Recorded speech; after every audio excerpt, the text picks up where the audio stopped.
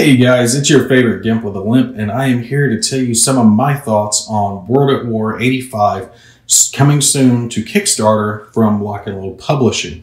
Now I've got a little example set out for you here, and this is a operational level war game set in a fictional World War III, obviously. This was hands down one of my favorite games that I got to experience and play during my time at the WBC this past year. It has a miniatures war game feel set down into an actual counters-based war game. That way you actually get more units onto the board than you would in a general like miniatures game. Now, without getting into everything that's involved with the game, the short version is it's a card-driven chip pull type mechanic. And what I mean by that is you'll have a deck of cards that is going to be associated with all the different units that are involved in the scenario that you're playing. And the units have a colored stripe on them, whether it's orange, green, gray, blue, whatever it is, and that designates them to a formation. And each one of those formations will have one or two cards associated with it that will take and get added to a deck that also has end of turn and battlefield event cards. And these will be all stacked together, yours and your opponent's. They'll randomly be drawn and designate which formation is going to activate at that point. And the neat part about that is you're not going to know which formation is going to activate when, and you're not going to know if a formation is going to actually activate that turn, because it is possible that the end of turn cards will be drawn before your unit formation card actually gets to be drawn, and that unit won't activate that turn.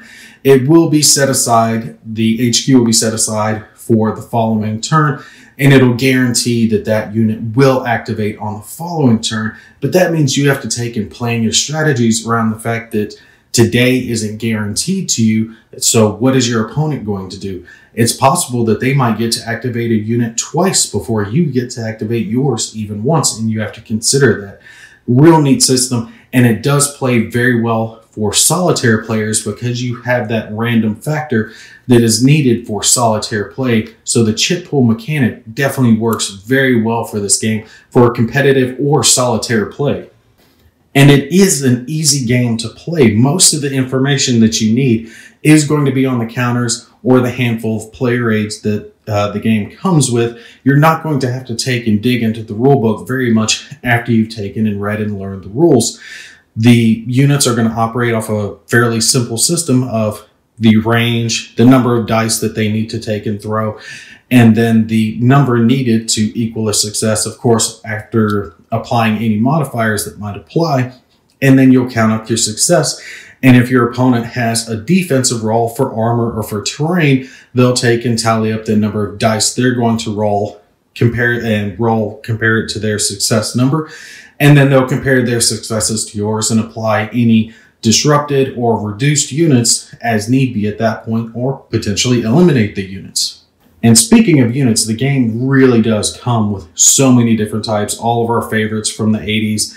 It has Abrams, it has T-60s, it has Bradleys, it has Jeeps, it has tow missiles, Cobra attack helicopters, it has Hind helicopters, it has jets, it has everything that you could possibly want. T-55s, T-70s, T-80s, T-10,000s, you know what, I'm picking on the last one, but it has all the different types of units that you could want in the game represented for all the different nations, not just the US and Russia, but other nations like Germany are also represented with their units in the game as well. Another aspect of the game that I really have enjoyed is the holding boxes. And without getting long-winded on it, the way this is basically going to work is your HQs and your support weapons are going to start in these holding boxes. So when your opponent goes to take and deploy their units onto the board, they're not going to know where your heavy weapons and your HQs are going to be deployed, because they're going to be deployed after the game has already started. So they can't take and make that decision at the start of the map. They have to take and deploy their units in a general fashion and kind of guess, where's my opponent going to likely place his HQ? Where's he going to place his support weapons?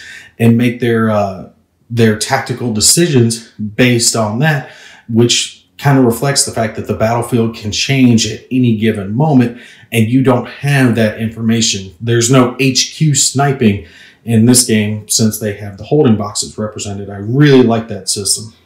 So like I said, this was one of my hands down favorite games. I really did enjoy watching this game be played out throughout the week, and then finally getting home and getting my own hands on it and getting to play it.